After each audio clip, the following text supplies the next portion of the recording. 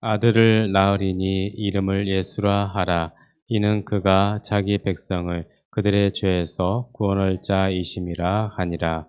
이 모든 일이 된 것은 주께서 선지자로 하신 말씀을 이루려 하심이니 이르시되 보라 처녀가 잉태하여 아들을 낳을 것이요 그의 이름은 임마누엘이라 하리라 하셨으니 이를 번역한즉 하나님이 우리와 함께 계시다 함이라.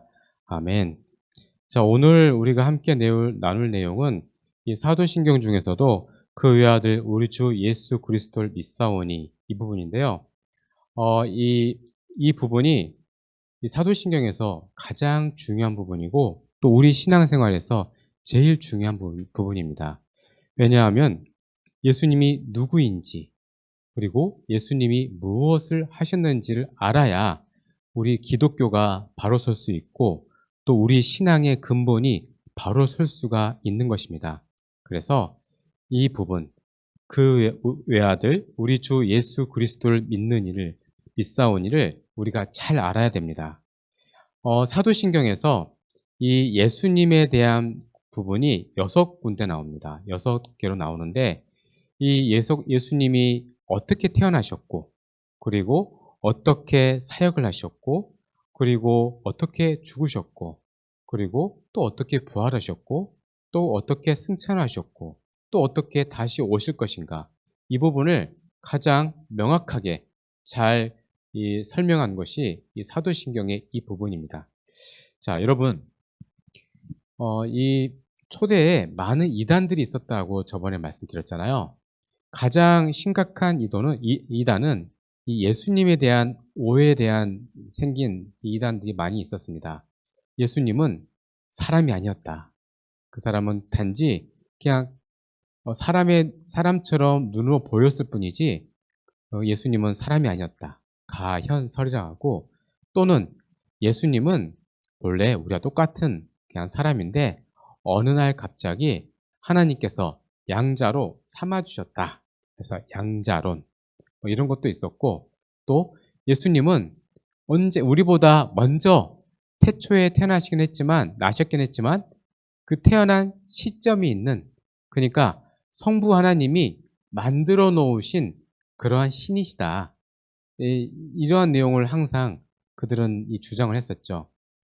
그런데 초기에 이단들은 사실은 신실한 분들이었어요. 예수님을 잘 믿고자 그리고 또 예수님을 잘 이해하고자 그렇게 노력하다 보니까 그분들이 이단으로 빠진 것이지 우리 눈으로 봤을 때는 이단이지만 그 당시의 기준으로 봤을 때는 사실 이단으로 좀 보기 어려운 분들이 많이 있어요.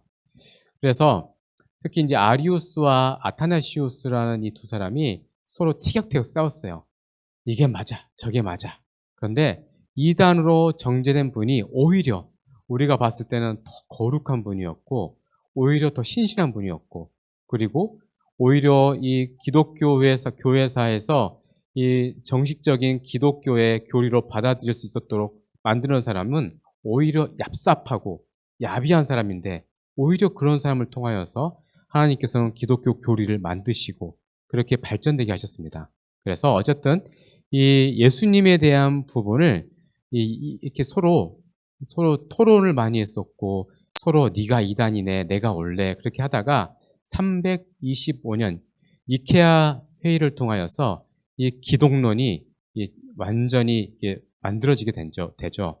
근데 조금 부족해서 나중에 좀 더 수정 보완을 하는데 이게 이제 어쨌든 이 기독교에 있어서 예수님이 누구인가 이것을 잘 알지 못하면 우리는 바로 설 수가 없습니다. 자, 아까 좀 전에 말씀드렸던 니케아 회의. 이 니케아라는 이 동네에서 회의를 해서 니케아라고 하는데, 니케아는 그 당시 때 그리스의 한 도시였습니다. 지금 어딘가 하면 이 터키 한 부분이라 하더라고요. 전 성지순례를 안 가봐서 그 니케아가 어느 곳인지는 잘 모르지만 책으로만 봐서 좀 이 부분이겠다 싶긴 하지만 어쨌든 지금의 터키의 한 부분에서 회의를 해서 예수님이 어떤 분인지를 정확하게 구분을 한 거죠. 그래서 제가 가끔씩 그런 얘기 하잖아요.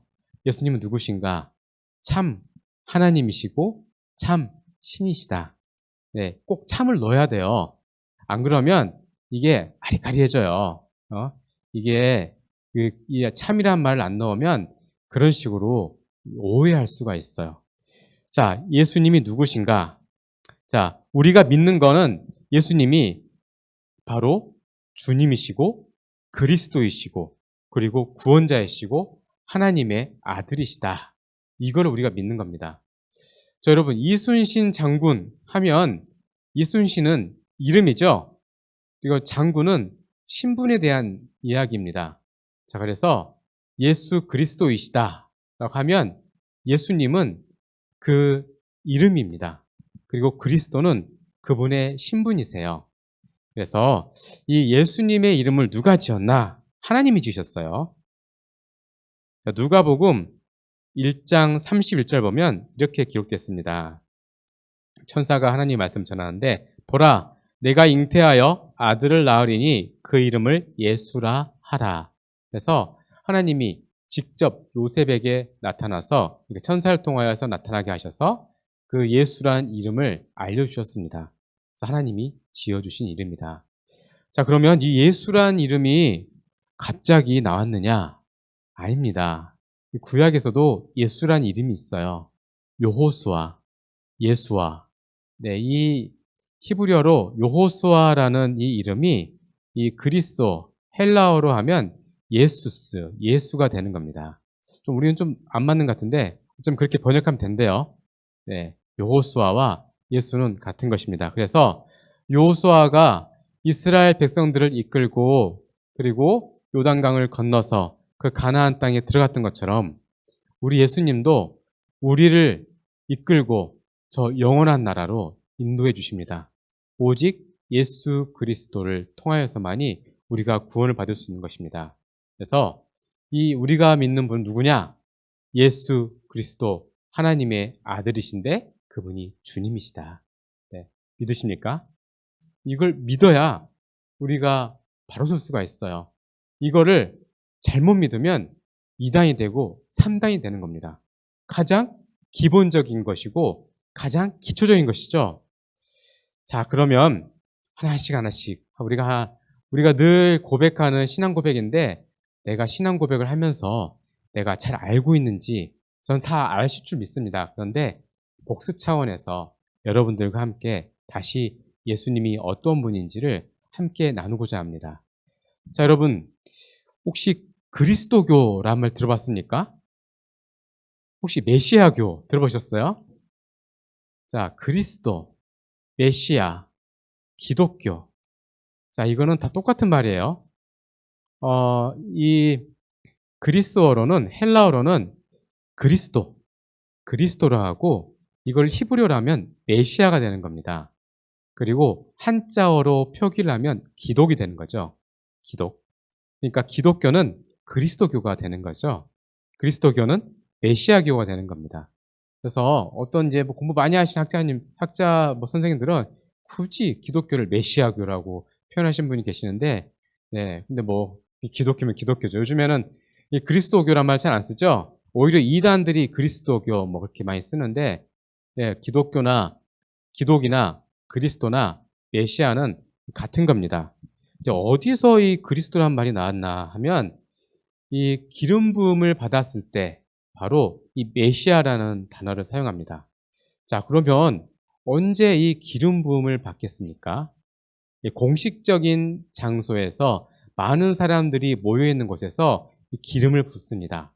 어떤 기름을 붓는가 하면 저도 아침에 올리브 기름을 요즘에 조금씩 먹고 있는데 올리브 기름을 먹는 그거를 우리가 먹는 기름을 붓습니다. 예, 유대인들은 그리고 그리스 사람들 그리고 그쪽 문화 계통 그쪽에 사는 사람들은 이 올리브유를 굉장히 좋아한다고 합니다. 식용으로도 쓸 수 있고 또 이 약으로도 쓰인다고 하네요. 이 아플 때 올리브 기름을 깨끗한 올리브 기름을 이렇게 상처에 바르면 잘 낫는다고 그래요. 뭐 직접 해보진 않았지만 그리고 이것을 깨끗하게 정제해서 쓰면 그름도 없는 이게 호롱불을 만들 수 있는 그 기름이 될 수 있다고 합니다. 이렇게 용도가 또 많이 있다고 그래요. 전 이 정도만 알고 있는데 이 올리브 기름을 많은 사람들이 보는 앞에서 붓습니다. 어떤 사람에게 부을까요? 첫 번째로는 왕에게 붓습니다. 왕에게 기름을 부음으로써 그래서 당신이 이제 하나님께서 선택한 왕입니다 하면서 선지자라든지 제사장이 그 왕이 될 사람들 머리 위에 기름을 부음으로써 이제 왕이 되는 것을 공식적으로 알리는 것이죠. 우리가 생각하기에 다윗이 그랬죠. 다윗이 그 사무엘 선지자를 통하여서 머리에 기름 부음을 받았습니다. 자, 그리고 또 선지자가 그렇습니다. 저번에도 말씀드렸던 적이 있는데 이스라엘 사람들에게 있어서 선지자를 선지자로 보려면 몇 가지의 조건들이 있었습니다. 그 조건들이 어떤 조건인가 하면 바로 모세의 조건입니다. 이스라엘 사람들은 모세를 이 선지자의 척도로 봅니다. 그래서 이 사람이 얼마나 모세와 닮았는가 해서 나름 그들만의 표가 있습니다. 그래서 하나님의 말씀을 100% 전할 수 있는 사람, 이게 1번이에요. 그리고 능력이 있고 하나님의 영감이 있는 사람, 뭐 등등등 몇 가지가 있는데 그러한 이 조건에 맞는 사람을 선지자로 세웁니다. 선지자는 하나님의 말씀을 전하는 사람입니다. 하나님이 지금 이스라엘 백성들을 향하여 어떠한 마음을 갖고 계신지 또 어떠한 계획을 갖고 계시는지를 이 선지자를 통하여 그 입술을 통하여서 나오는 말을 통하여서 하나님의 뜻, 하나님의 말씀을 받게 됩니다. 가장 유명한 선지자는 누구일까요? 에레미야 선지자죠. 하나님의 마음을 가지고 하나님의 그 고통을 전했던 사람. 그 중에서도 가장 이 에레미야 선지자가 으뜸으로 쳐줍니다. 자, 그 다음에 왕, 선지자, 그 다음에 제사장이 있죠. 제사장은 하는 게 뭘까요? 예배를 드린 거죠. 그 예배 중에서도 가장 중요한 예배는 속죄제입니다. 그래서 부자들은 소를 가져오고 양을 가져오게 하고 또 가난한 사람들은 이 집비둘기나 여러 이 산비둘기를 잡아서 그것을 통하여서 예배를 드리게 하죠. 근데 왜 비둘기인가요? 아, 여러분, 우리나라도 그렇지만 거의 뭐 닭처럼 생겼잖아요. 뚱뚱해가지고 비둘기 안 잡아먹으니까. 그러니까 하나님이 가난한 사람도 빈손을 오지 말라고 하는 의미에서 산비둘기라도 잡아서 예배를 드리라 해서 가난한 사람은 이 비둘기를 통하여서 하나님께 나올 수 있도록 길을 열어주신 거죠. 그래서 자신의 죄를 하나님께 고하고 죄를 없게 해줄 수 있도록 그렇게 예배를 인도할 수 있는 사람, 그렇게 예배를 제사를 드릴 수 있는 사람이 바로 제사장입니다. 이 모든 것들은 바로 하나님이 인정하시는 그러한 직분이죠. 왕, 선지자, 제사장. 이 삼중직이라는데 예수님은 이 모든 것을 갖고 계시는 분이세요. 왕은 뭘 합니까? 백성들을 다스립니다. 그래서 왕이 백성들의 그 고통이 무엇인지, 지금 필요한 게 무엇인지 알기 위해서 평민 옷을 입고 이렇게 시장에 나가서 사람들의 말 듣기도 하고 그렇잖아요. 우리가 사극 같은 거 보면 백성들의 그 마음을 알고자 하고 백성들을 다스리고자 하는 선한 마음으로 다스리고자 하는 그 마음, 바로 왕의 마음, 예수님의 마음이 바로 왕과 같은 마음이죠. 다스릴 때 왕이라고 합니다. 예수님은 진짜로 우리를 다스려 주십니다. 또 다음으로는 선지자이시죠. 네, 로고스이시죠. 예수님은 말씀이십니다. 말씀이 육체로 이 땅에 오셔서 아버지의 마음, 아버지의 말씀을 우리에게 전해 주셨습니다. 그래서 예수님은 말씀이시고 말씀의 전달자이십니다. 예수님을 통하여서 우리가 하나님의 말씀을 듣게 된 거죠. 네. 우리가 아무리 말을 한다 하더라도 예수님의 그 말씀을 전할 뿐이지 우리가 하는 말은 어떠한 신적인 능력이 아무것도 없습니다. 그러나 예수님의 입술에서 나온 모든 말씀은 신적인 능력을 갖고 계세요. 그래요. 왜냐하면 예수님은 하나님이시기 때문입니다. 네, 예수님은 선지자이세요. 하나님의 말씀을 전하는 선지자이십니다. 또 제사장이시죠. 히브리서 나오는 그 내용이 바로 예수님에 대한 내용입니다. 예전에는 우리가 하나님께 나아갈 길이 막혔어요. 무엇 때문에 막혔습니까? 바로 죄 때문입니다. 아담과 하와가 성부 하나님이 먹지 말라고 하셨던 그 선과 악을 알게 하는 나무의 열매를 먹었습니다. 먹고 나서 우리에게는 죄가 생겼죠. 그래서 그 죄를 태어날 때부터 가지고 온 죄를 원죄라고 하죠. 네, 원죄. 우리는 태어날 때부터 죄를 가지고 있습니다. 그리고 우리가 본성적으로 죄인이기 때문에 늘 말하는 것, 생각하는 것, 행동하는 것이 다 죄입니다. 스스로 죄를 지었기 때문에 자범죄라고 하죠. 자범죄. 스스로 지은 죄입니다. 근데 죄가 또 한 종류의 죄가 있어요. 알고도 지은 죄. 가장 나쁜 죄입니다. 짐짓죄라는 게 있어요.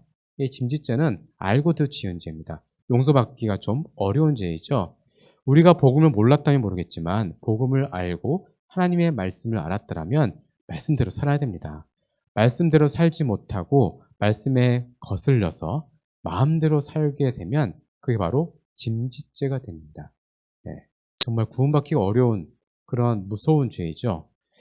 자, 이러한 죄를 우리가 지으며 살고 있는데 우리가 하나님을 믿는 순간, 예수 그리스도를 믿는 순간 왕이고 선지자이고 또 제사장이신 예수 그리스도를 믿음으로써 우리에게는 세 가지 변화가 생깁니다. 네, 매우 중요합니다. 무슨 변화가 생긴가 하면 우선 하나님과 우리 사이에 막혔던 담이 허물어져요. 네, 하나님께 직접 나아갈 수가 없었는데 히브리서에서 나온 것처럼 그 가로막았던 휘장이 성전에 있던 휘장을 위에서 아래로 쫙 찢어주셨습니다. 그래서 이제 누구든지 그 지성소로 들어갈 수 있도록 길을 열어주신 거예요. 하나님께 직접 나아갈 수 있도록 길을 열어주신 겁니다. 히브리서는 그 얘기를 하고 있어요.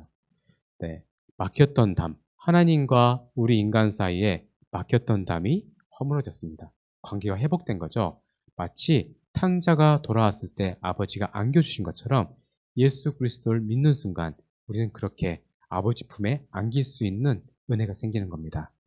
자, 다음으로 어떠한 변화가 있느냐면 우리는 우리 주변에 있는 사람들과의 관계가 회복이 됩니다. 아담과 하와가 선악과를 먹었어요. 그리고 나서 도망쳤습니다. 그래서 서로 이 부끄러운 것이 이제 부끄러운 줄 알게 된 거죠. 그래서 나뭇가지로 서로의 은밀한 부위를 감추었습니다. 그리고 나서 하나님께서 말씀하셨죠. 왜 먹었느니? 왜 먹었니? 하니까 여자가 나로 하여서 먹게 하였습니다. 그러니까 하와에게 가니까 하와에게 그럼 왜 먹었니? 하니까 저 뱀이 나를 먹게 했습니다. 하면서 서로 탓하죠. 너 때문이야, 너 때문이야, 너 때문이야 하면서 다른 사람들과의 이 관계가 단절이 된 겁니다. 그런데 우리가 예수님을 믿는 순간 그 관계가 회복이 되는 겁니다. 당신의 모습 가운데 예수님이 보이시는군요. 네, 당신의 마음속에 하나님의 모습이 있습니다. 하면서 서로를 이해해 줄 수 있는 마음이 생깁니다. 제가 언젠가 이런 얘기 드렸죠. 용서는 그냥 하는 게 아니다. 기억나십니까? 용서라는 것은 상대방이 나에게 용서를 구했을 때 그때 비로소 용서를 할 수 있는 거죠. 그런데 이제는 그 차원을 넘어서 너의 마음속에 그 아담의 본성이 있구나. 이해가 되는 거죠, 이제. 그래, 너는 참 아직도 그 본성을 그대로 지니고 있구나. 네가 그래서 그렇구나. 나도 예전에는 그랬었지 하면서 예전에 그 모습을, 내 모습을 보면서 상대방을 이해할 수 있는 마음이 생깁니다. 그래서 용서는 내가 스스로 할 수 없겠지만 이제 사랑할 수 있는 마음, 그것보다 더 큰 사랑할 수 있는 마음이 우리에게 주어집니다. 그래서 이해가 되는 거예요. 불쌍하다. 그래서 네가 그렇게 하나님과의 관계가 그렇게 허물어졌구나. 이 모든 것들이 이해됩니다. 그래서 상대방과 나 사이의 이 관계의 문제에 있어서 회복이 되는 그러한 일이 우리에게 주어집니다. 그래서 당장이라도 네가 나에게 미안해라고 하면 너를 품어줄 수 있는 그런 마음이 우리에게 생기는 거죠. 우리는 다 그런 마음 있지 않습니까? 누가 주셨어요? 하나님 주신 겁니다. 예수 그리스도를 믿는 순간 하나님과의 관계가 회복이 되어지고 내 이웃과 내 사랑하는 내 남편과 아내와의 관계가 회복이 되는 겁니다. 그것만 회복이 되는 게 아닙니다. 자연과의 관계도 회복이 되는 것입니다. 본래 모든 자연은요, 아담에게 순종하게 되어 있어요. 감히 짐승이 사람을 문다? 이거는 본래 있을 수가 없는 것입니다. 그런데 선악과를 먹고 난 이후에 에덴 동산에서 쫓겨난 그 이후에는 짐승들이 사람을 공격하기 시작을 했습니다. 자연과 인간 사이에 이제는 서로 벽이 생긴 게 된 거죠. 네. 짐승은 짐승이에요. 성경에서는 짐승의 형상, 짐승의 모습 하면 사탄의 모습이잖아요. 그만큼 사탄은 우리를 공격하려고 하고 짐승이 우리를 그렇게 공격하려고 합니다. 본래 있었던 그 모습은 아니에요. 그런데 만약에 우리가 새하늘과 새 땅이 펼쳐지게 되고 우리가 그곳에서 주님과 함께 왕노릇하는 인생을 살게 되면 사자 굴에 들어가도 아무 해를 입지 않고 뱀의 굴에 아이가 손을 넣어도 아무런 해를 입지 않는 그러한 날이 언젠가는 주어지게 될 것입니다. 본래 에덴 동산에서 누렸던 그 왕과 같은 존재, 그 왕과 같은 높은 위엄을 다시 회복하게 되는 거예요. 이해되십니까? 이 부분은 아직 우리에게는 주어지지는 않았죠. 네. 그렇지만 자연을 다스릴 수 있고 자연 가운데에서 우리가 하나님의 뜻을 이룰 수 있는 지혜가 생긴 겁니다. 지금 지구온난화 때문에 미국에서는 뭐 20년, 30년 동안 강이 말라져 가고 있고 영국 같은 나라는 그동안 에어컨 없이도 살았는데 이제 에어컨 없으면 진짜 죽을 수 있는 그러한 높은 기후가 됐고 곳곳에서 정말 예전과는 다른 이상 기후와 온도 이런 것들이 생기게 된 이유가 무엇이겠습니까? 바로 자연과 인간 사이에 이제 서로 화해될 수 없는 그러한 벽이 생겼기 때문에 인간을 공격하는 그러한 일이 생기게 된 것이고 자연은 계속해서 인간의 잘못된 그러한 이 개발과 또 여러 가지 우리가 자연을 훼손하는 것으로 인하여서 이러한 이 안 좋은 영향들이 우리에게 주어집니다. 어쨌든 언젠가는 그 자연도 우리에게 순종하는 날이 오게 될 것입니다. 자연과 회복이 되고 인간 사이의 관계가 회복이 되고 하나님과 우리 사이의 모든 관계가 회복이 되는 것입니다. 자, 이러한 놀라운 은혜를 주신 분이 바로 예수님이시다. 예수님은 그리스도이시다. 자, 그리스도. 마태복음 1장 21절 보면 아들 낳으리니 아들을 예수라 하라. 이는 그가 자기 백성을 그들의 죄에서 구원할 자이심이라 하니라. 자, 구원할 자입니다. 창세기에서부터 말라기 이르기까지 수천 년간 약속되었던 인물이 드디어 이 신약 시대에 우리에게 드러나게 된 것입니다. 바로 예수님, 우리를 구원하실 수 있는 구원자이십니다. 자, 그러면 그 구원자가 뭐로부터 구원하십니까? 죄로부터 구원하십니다. 죄의 문제를 누가 해결할 수 있습니까? 아무도 해결할 수 없습니다. 죄의 삭은 사망이죠. 우리는 이 죄 가운데 태어났기 때문에 누구든지 이 죽음을 피해갈 수가 없습니다. 그런데 사망 권세를 이기신 예수님께서 사망을 꺾으셨습니다. 이기셨습니다. 믿으십니까? 이걸 믿으면 사망에서 우리를 구원해 주십니다. 우리는 언젠간 죽죠. 네, 언젠가는 죽는데 이 땅에서 죽는 게 아닙니다. 두 번째 사망이 우리 앞에 있습니다. 두 번째 사망은 무엇이냐? 두 번째 그러면 생명은 무엇이냐? 하나님 나라에 들어가는 것이 두 번째 생명이고 그리고 그 사탄이 통치하는 그 지옥불에 들어가는 게 두 번째 사망입니다. 여러분, 두 번째 사망을 우리가 겪어야 되겠습니까? 우리는 그걸로 족합니다. 첫 번째 죽음으로 우리는 만족하면 됩니다. 그러면 저 하나님의 보좌 앞에 서게 되면 하나님께서 우리를 안아주시고 우리가 행한 그 모든 것에 있어서 갚아주시고 영광의 면류관을 쓰게 해주실 것입니다. 면류관을 주시고 그리고 나와 함께 저 새하늘과 새 땅을 함께 다스리자 하면서 통치권을 나누어 주십니다. 그래서 왕과 같은 권세를 누리면서 왕 노릇하면서 온 세상을 다스릴 수 있는 그러한 은혜를 우리에게 주십니다. 자, 죄로 인하여서 우리에게 주어진 게 무엇입니까? 저주이죠. 아버지를 모르는 게 저주입니다. 가장 큰 저주가 뭐냐? 귀신 들린 것? 그것도 저주 중에 하나죠. 근데 가장 큰 저주는 아버지를 모르는 게 가장 큰 저주입니다. 그런데 이제는 아버지가 누구인지를 압니다. 나를 만드신 분. 내가 세상에 만들어지기 이전부터 나의 모든 것을 알고 계시고 택하시고 정하시고 이곳에 불러주셔서 하나님의 말씀을 듣도록 인도해 주신 분. 네, 이분이 모든 저주에서 우리를 해방시켜 주셨습니다. 아버지를 알게 해주셨고 그리고 이 땅의 모든 죄악으로부터 벗어나게 해주셨습니다. 가장 큰 축복은요. 아버지의 말씀을 아는 것입니다. 아버지의 말씀이 어떤 것인지 그 생명이 무엇인지 영생이 무엇인지를 아는 게 가장 큰 축복입니다. 그리고 이제 우리는 하나님의 아들입니다. 그렇기 때문에 감히 귀신과 사탄이 우리를 건들 수가 없는 것이죠. 우리는 좀 보기엔 좀 꾀지지해 보여도 하나님의 아들이라는 신분을 가지고 있습니다. 그렇기 때문에 귀신을 두려울 필요 없어요. 네. 귀신이라든지 사탄은 결국 하나님의 그 예수의 이름의 권세 아래 눌림받은 자이기 때문에 우리는 언제든지 늘 그 예수님의 은혜로 말미암아 귀신의 권세를 제압할 수 있는 능력이 우리에게 주어졌습니다. 자, 그런데 그렇다고 해서 나는 예수의 이름이 있기 때문에 막 능력을 일으킬 수 있어 하면서 이렇게 막 오해하셔도 안 돼요. 오해하시면 좀 어렵습니다.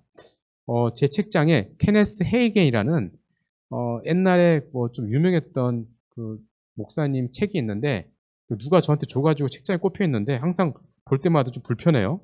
이걸 버리자니 좀 아깝기도 하고.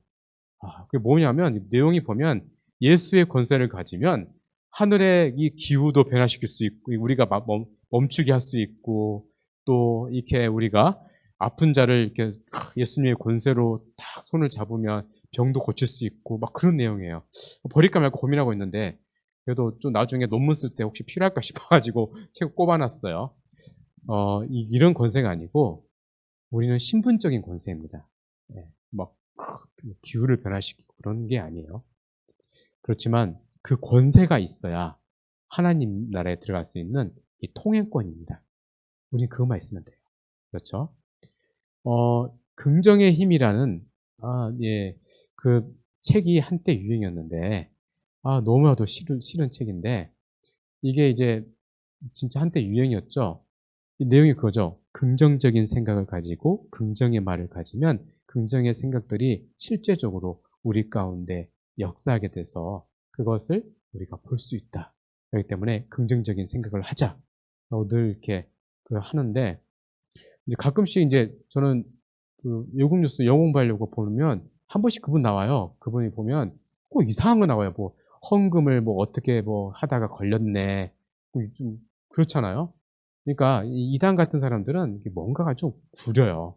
네, 가끔씩 최근에도 나와가지고 무슨 화장실에서 굉장히 큰 거액이 나왔는데 누구도 그 돈을 가지고 자기 돈이라 말하지 않는 형을 형이라 하지 못하고 아버지를 아버지라 하지 못하는 과연 누가 그 돈을 숨겼는지 모르지만 목사님을 알겠지만 자기는 모른다고 하고 자 긍정의 힘이 여러분을 변화시키지는 않습니다. 그렇지만 예수님이 우리 가운데 있으면 우리가 늘 행복합니다. 우리 안에 하나님 나라가 있기 때문이에요. 하나님 나라는 먹고 마시는 것이 아니고 의와 평강과 희락의 나라입니다. 예수님을 믿으면 진짜 기쁨, 진짜 희락, 진짜 평강이 우리에게 주어집니다. 믿으십니까? 우리는 이러한 은혜를 우리에게 주셨고 우리는 이걸 누릴 수가 있는 것입니다.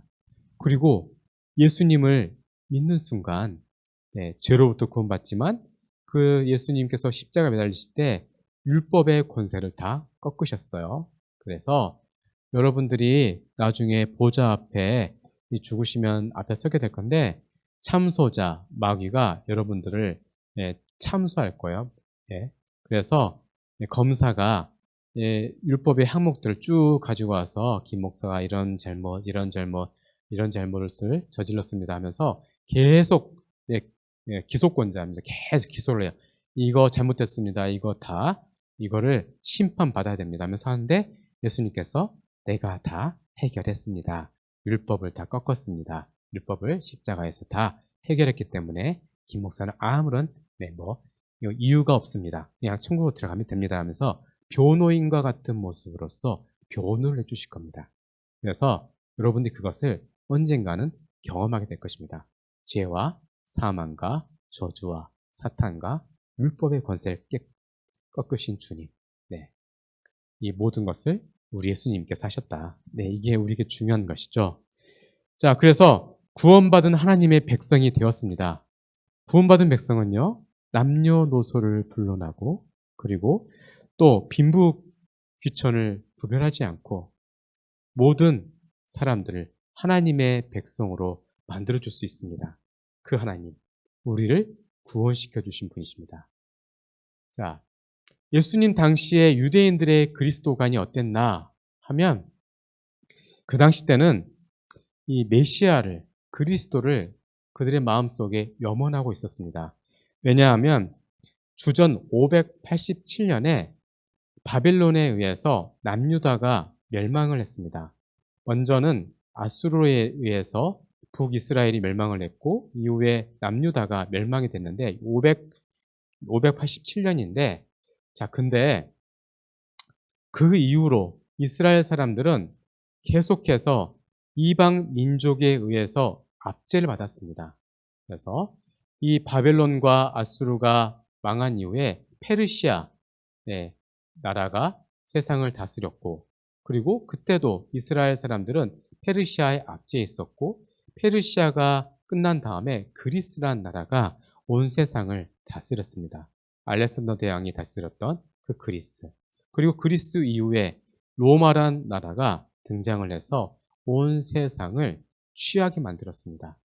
네, 바벨론이라고 하죠. 성경에서는 로마를 가리켜 바벨론이라고 합니다. 자, 이 바벨론과 같은 로마가 계속해서 이스라엘을 압제하고 있었기 때문에 그들의 마음속에서는 늘 광복, 해방을 꿈꾸고 있었습니다.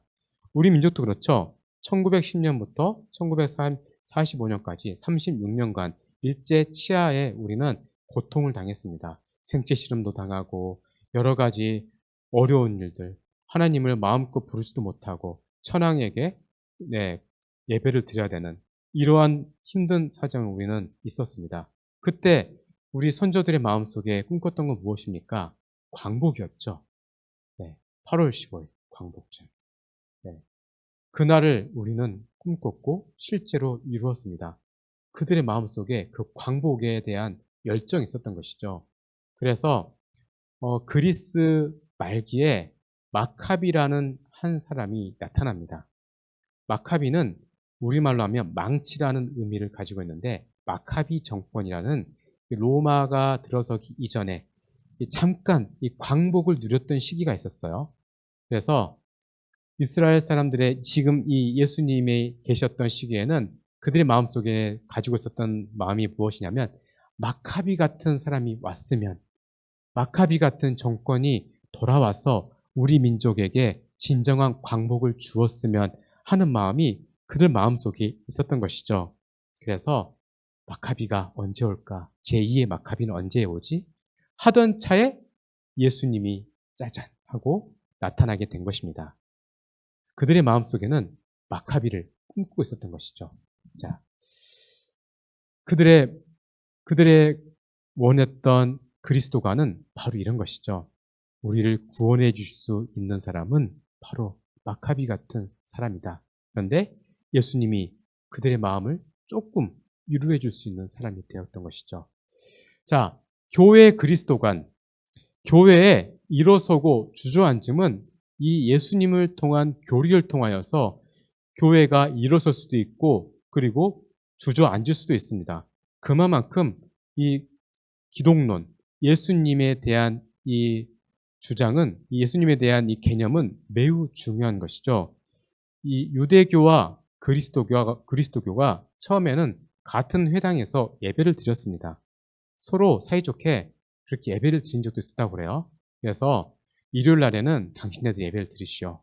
평일에는 우리가 예배를 드리겠습니다. 라고 하다가 그러다가 어느 순간부터 이게 나누어지게 된 것이죠. 왜냐하면 이제 더 이상 저들이 생각하는 하나님과 우리가 생각하는 야훼와는 다른 생각을 가지고 있다는 것을 그들이 깨달았기 때문이죠. 그 다른 생각 무엇입니까? 예수님이 어떠한 분인지를 그들이 정확하게 인지하고 있었기 때문이죠. 하나님의 아들을 믿습니다. 그렇죠? 하나님의 아들. 구약에서 하나님의 아들이란 표현이 좀 곳곳에 나와 있어요. 그래서 언제 하나님의 아들인가 하면 왕을 하나님의 아들이기도 하고 또 천사를 가리켜서 하나님의 아들이라는 표현을 했고 그리고 또 이스라엘 민족을 하나님의 아들이라는 표현을 구약에서는 사용했습니다. 그런데 예수님이 성부 하나님께 기도할 때 아빠, 아버지 하면서 마가복음, 갈라디아서, 로마서에서 아빠라는 단어를 이렇게 우리가 예수님께서 사용한 걸 알고 그렇게 기록하였는데 그 아빠, 아버지라고 불렀던 그 아버지 그리고 아들의 관계와 구약 시대에 있었던 하나님의 아들은 전혀 다른 거죠. 네, 여러분 우리는 하나님을 아빠, 아버지라 부를 수 있습니다. 믿으십니까? 네, 하나님을 진짜 아빠, 아버지라 부를 수 있습니다. 왜냐하면 예수님이 우리 오빠, 형님이 되시기 때문이죠. 부활의 첫 열매 되시는 예수님이 우리를 그 부활 안에 다 싸잡아서 우리를 넣어주셨습니다. 그래서 우리는 이제 예수님이 하나님께, 성부 하나님께 아빠, 아버지라고 불렀던 것처럼 우리도 하나님께 아빠, 아버지라 부를 수 있습니다. 마치 로마서에서 나오는 그것과 같습니다. 원 가지가 있었는데, 네, 이 다른 돌 감람나무를 딱 붙였는데 돌 감람나무에 온전한 열매가 맺히는 것처럼 본래 우리는 이방인이잖아요. 유대인이 아니잖아요. 그런데 거기에 접붙임을 함으로써 본래의 열매를 맺힐 수 있는 그러한 운명, 그러한 축복을 우리가 누리게 되었습니다. 네, 유대인들은 아쉽죠. 그렇게 하나님을 가까이 배웠던 민족이었는데 그런데 지금은 그들이 하나님을 온전히 알지 못하는 모습. 근데 염려할 건 없습니다. 로마서에서 보면 네, 그들이 결국 다시 돌아오게 될 것이다라고 기록되어 있습니다. 네, 온 가지도 언젠간 돌아오게 될 거예요. 마지막 때가 되면 바로 그때가 오게 될 것입니다. 하나님의 아들. 우리는 이제 하나님의 아들이 되었습니다. 믿으십니까? 자, 그 다음에 그분이 우리 주님이세요. 자, 퀴리오스라는 단어를 사용하는데 헬라어예요. 헬라어인데 로마 사람들이 이 퀴리오스라는 단어를 많이 사용했다고 해요. 왜냐하면 원래 이 로마 사람들은 그 이탈리아의 한 시골에서 시작된 민족입니다. 그래서 별로 그렇게 뭐 문명이랄 게 없어요. 야만족이었습니다. 야만족이었지만 나름 되게 순수한 민족이었어요. 왜냐하면 그들은 이 결혼을 매우 중요시 여겼습니다. 그래서 이 한 남자와 한 여자가 결혼을 해서 그래서 한 가정을 이루면 끝까지 그 가정을 이끌어 가야 된다고 그들은 본래 믿었었어요. 근데 언제 그들이 변질되었느냐? 그들이 나라가 커지면서 그리스를 점령하고 나서부터 그리스에 있는 이 문명이 로마에 들어옴으로써 이제 로마가 완전히 이상하게 변질된 겁니다. 그래서 이 남자가 내가 결혼을 몇 번 했고 몇 번 이혼을 했고 이게 자랑거리가 되고 여자도 마찬가지입니다. 뭐 기록에 하면 어떠한 이 부인은 내가 결혼을 15번 한 것에 대해서 매우 자랑스럽게 많은 사람들 대중 앞에서 이야기를 했다라는 그런 이야기가 있어요. 많이 타락한 건데 타락의 요인이 뭐냐? 이 그리스란 나라입니다. 그런데 왜 로마는 이 그리스란 나라를 그렇게 사랑했느냐? 그리스는 철학자의 나라이기 때문입니다. 그만큼 이 문명이 발달했던 나라이죠. 미술과 예술. 이 옛날 그림 보면 막 그 소크라테스 보면 다 이렇게 막 근육질이잖아요. 이게 그 당시 때 화풍이 이 그런 화풍이에요. 이 되게 육체미를 좋아하고 그리스는 육체미를 좋아하고 그리고 실제적인 표현을 좋아하는 민족이고 그리고 그림도 굉장히 탁월했던 예술 감각도 탁월했고 이 조형물이라든지 어떤 건축물 이런 것들을 굉장히 잘 만드는 그래서 로마 사람들은 이 집집마다 이 과외 선생님을 두었는데 어떤 과외 선생님을 두었는가 하면 그리스어 선생님, 즉 헬라어 선생님들을 집집마다 한 명씩 두었다고 그래요. 그래가지고 아버지가 아들한테 물어본다고 해요. 얘야, 오늘은 뭘 배웠느냐? 네, 오늘 그리스어 이걸 배웠습니다. 그러면 한번 해보거라 하면서 그리스 시를 한번 읽어보게 한다든지 이게 그들의 자랑거리였습니다. 어쨌든 그들에게 있어서 그 문화권에서 있어서 퀴리오스라는 단어는 중요했습니다. 그래서 이 퀴리오스라는 단어를 사용할 때 함부로 사용하지 않았어요. 그 로마 문화권에서는 보통 도민이라는 단어를 주님이라고 사용했을 건데 퀴리오스라는 단어를 사용할 때는 하인이 주인에게 퀴리오스 오셨습니까? 그러니까 종이 주인에게 그렇게 부를 때 퀴리오스라는 단어를 사용하였고 또 그 다음으로는 신들에게 퀴리오스라는 단어를 사용하였습니다. 그 다음으로 이게 확장이 돼서 이제 왕을 신격화하기 위해서 황제에게 퀴리오스라는 단어를 사용할 수 있도록 했습니다. 그래서 왕 이외에 다른 인격체, 다른 사람에게 퀴리오스를 사용하지 못하도록 하였습니다. 예전에 그렇죠. 왕들이 그 외자였죠. 뭐 막 그런 것처럼. 왜냐하면 그 한자를 많이 쓰면 그 한자를 쓸 수 없기 때문에 평민들이 딱 그 한자만 쓸 수 있도록 하기 위해서 그렇게 한자만 쓰도록 했죠. 그만큼 그 이름이 굉장히 권위가 있었던 이름이었습니다. 퀴리오스라는. 그런데 그 주님이라는 단어를 크리스찬들이 예수 믿는 사람들이 사용하게 된 겁니다. 자, 유일한 하나님, 메시아이시고 살아계시고 그리고 모든 것을 창조하신 창조주, 우리가 믿는 하나님, 그분이 바로 예수님이십니다. 믿으십니까?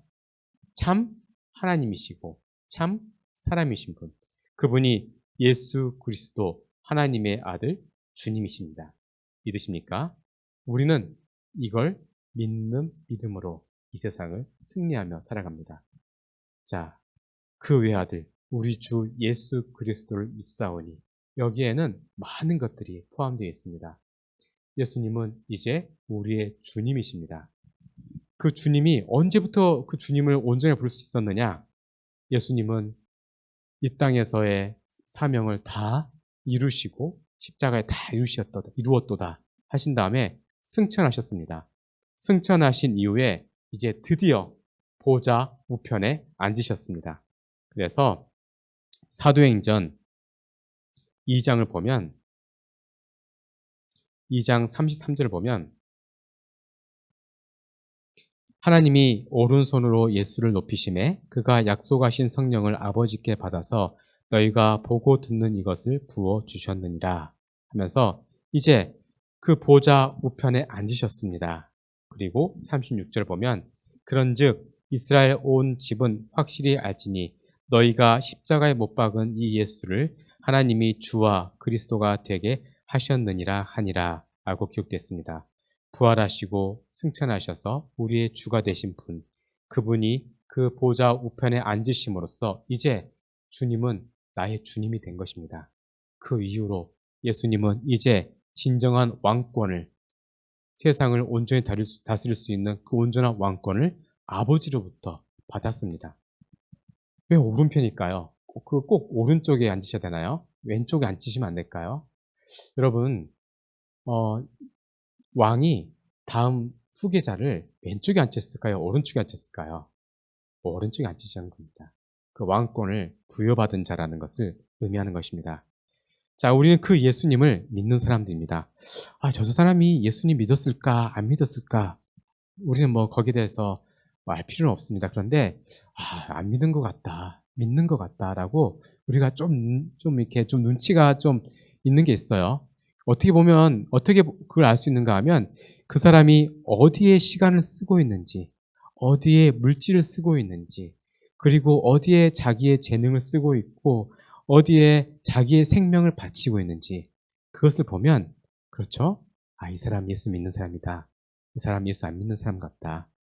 이게 드러나게 되는 거죠. 굳이 우리가 예수 진짜 믿습니까? 라고 묻지 않아도 우리가 그 사람의 열매를 통하여서 저 사람 열매를 통해서 내가 알 수 있겠다. 네, 그것을 우리가 알 수 있는 것이죠. 사랑하는 성도 여러분, 우리 가운데 아름다운 열매가 있어야 되지 않겠습니까? 그 열매는 그 진리를 아는 것으로부터 열매는 맺혀지게 됩니다. 우리 심령에 그 외아들 우리 주 예수 그리스도를 믿는 믿음이 우리 가운데 있으면 반드시 열매는 맺혀지게 되어 있습니다. 우리가 가지고 있는 시간, 열정, 재능, 물질, 생명을 하나님께 드립시다. 하나님은 그것보다 더 크고 더 아름답고 더 귀중한 것을 우리에게 주셨습니다. 바로 우리에게 영원한 생명을 주셨습니다. 영원한 생명을 믿는 믿음으로 세상을 승리하시길 주 이름으로 축원드립니다. 기도하겠습니다. 하나님 감사합니다. 우리에게 그 아들을 주셨고 그 아들을 통하여서 영원한 생명을 우리가 누리게 해주심을 감사드립니다. 하나님, 그분은 우리를 위해서 죽으시고 부활하셨습니다. 그리하여서 하나님과의 막힌 담이 다 무너지고 사람과의 관계가 회복이 되었으며 자연과의 모든 관계가 회복이 되었음을 감사하며 고백합니다. 늘 감사하는 마음으로 살게 해주시고 우리 마음속에 주의 복음이 심겨졌사오니 이 아름다운 이 열매가 우리 가운데 더욱더 많이 나올 수 있도록 그리하여서 많은 사람들이 보고 우리 모습들을 보고 주님께 돌아올 수 있도록 주님께서 우리를 통하여서 역사하여 주시옵소서. 하나님의 역사하심이 이 교회 가운데 나타나게 해주시옵시고 우리가 생활하는 모든 곳에 아름다운 열매가 맺혀질 수 있도록 축복하여 주시옵소서. 감사드리며 예수님 이름으로 기도드렸습니다. 아멘.